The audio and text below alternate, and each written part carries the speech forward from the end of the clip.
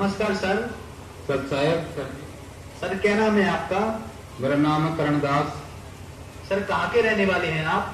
मैं गुना जिला मध्य प्रदेश का रहने वाला हूँ। सर संत रामपाल जी महाराज से नाम दीक्षा आपने कब ली? जी मैंने 24/12/2017 को संत रामपाल जी महाराज से नाम दीक्षा ली है।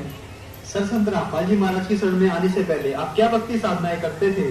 अभी जो हम साधना किया करते थे, काला जी महाराज, जंद महाराज, भूत महाराज, प्रीत महाराज, हनुमान जी महाराज, तो देवनारायण महाराज, ऐसे मतलब कोई जो पारिवारिक पूजा है पूर्व से चली आ रही उसी पूजाओं को किया करता था। नाक की जगह और मुंह में जो है असाध रोग हो गया था, कैंसर, जिसका मैंने पूरी दुनिया में इलाज कराया। सभी देवी देवताओं के यहाँ गया पर कहीं से रिलीफ नहीं मिला। जो है भारतवर्ष के 52 हॉस्पिटल, माने हुए बड़े बड़े हॉस्पिटल, दिल्ली एम्स, बॉम्बे टाटा मेमोरियल, भोपाल का कैंसर एमबाई हॉस्पिटल, जयपुर का Mahatma Gandhi Medical College Hospital, Kota एमबाई हॉस्पिटल के डॉक्टर शिव कुमार, ENT का डॉक्टर, उससे 3 बरस तक यानी प्रति माह 5,000 रुपये महीने की दवा गोली का खर्च उठाया, लेकिन फिर भी मेरी बीमारी ठीक नहीं हुई। इस तरह कुल टोटल कम से कम बता रहा हूँ 5 लाख रुपए खर्च हो चुका था और मैं पूरी तरह से बर्बाद हो चुका था। डॉक्टरों ने मेरे जो मुंह में बता दिया था कि ये भयंकर जबड़ा में चमड़ी कैंसर, ये ठीक नहीं हो सकता है, जैसे भी जीवन निकले बेटा जैसे निकाल। और इस दुनिया में जो भी आया उसको सबको मनना है, मनने से क्यों डरता है।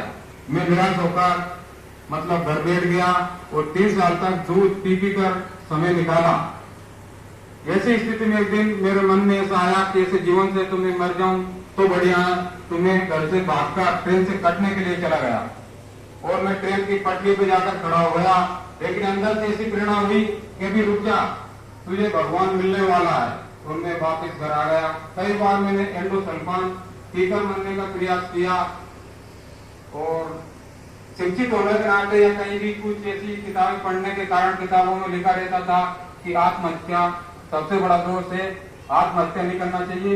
इसलिए मैंने आत्महत्या करने का एक कदम नहीं उठाया और दुखी जीवन घर पे पड़ा रहकर जीता रहा। इसी के लिए मैं कम से कम हिंदू धर्म के जो तांत्रिक है उनके पास और मुस्लिम धर्म के जो तांत्रिक है उनके पास भी गया। कोई बोलता था कि 5,000 चाहिए, कोई बोलता था कि 10,000 चाहिए। दुख का निवारण कराने के लिए हमने सभी को दिया और उनने हमको खूब लौटा, लेकिन मुझे कहीं से भी कोई रिलीफ नहीं हुआ।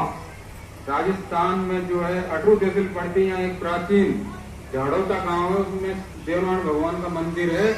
तो मैं गुर्जर समाज से बिलोंग करता हूँ। तो भारतवर्ष का पूरा गुर्जर समाज जो देवनारायण भगवान को विष्णु जी का अवतार मानते हैं और वो कहते हैं कि मतलब विष्णु जी सर्वोपरि है और इनके यहाँ जाने से सब दुखों का यानी रोगों का निवारण हो जाता है। तो मैंने उन लोगों की भी बात मानी। मैंने बोला था कि अगर देवनारायण भगवान आप विष्णु अवतार है और पूरा गुर्जर समाज आपको मानता है तो आप मेरे दुख का निवारण कर दो। मैं आपको 5 कुंटल घी में प्रसादी करूंगा, भंडारा करूंगा, लेकिन मेरा कोई रोग समाप्त नहीं हुआ। वहां से भी मुझे निराशा ही हाथ लगी। सर आपने बताया कि जो भक्ति साधनाएं आप करते थे उनसे आपको कोई लाभ नहीं मिला, तो फिर संत रामपाल जी महाराज की शरण में आप कैसे आए? सदगुरुदेव जी संत रामपाल जी महाराज के बाद सुजान दास जी भगत, वो जो गांव इनका दांत का पानी, तहसील चिपबड़ौद, जिला 12, राजस्थान वालों ने एक दिन मुझे फोन करके बताया तो आप एक जगह है यहाँ पर चले जाओ, मनोर दाना, संत रामपाल जी महाराज का नामदान केंद्र है, यहाँ से आप नाम दीक्षा ले लो तो आपकी बीमारी ठीक हो सकती है। लेकिन मैं दुनिया में दर दर की ठोकरें खाने के बाद, सभी डॉक्टरों के पास, सभी देवी देवताओं के पास, सभी मंदिरों में जाने के बाद और ये तांत्रिकों के पास जाने के बाद जब निराश हो चुका था तो मैं नास्तिक हो चुका था। मेरे मन में ये आने लग गया था कि कोई भगवान नहीं है। मैंने सुजान दास भगत जी को बताया कि मैं कहीं भी नहीं जाऊंगा, मुझे तो मरना ही है। मेरे मुंह में भयंकर जो है जलन पड़ रही है, आग लगी हुई है, मांस पूरा गल चुका है। जो भोजन भंडारा कुछ भी नहीं कर सकता हूँ, सिर्फ ठंडा दूध पीकर मेरा जीवन चल रहा है और मैं कहीं भी नहीं जाऊंगा।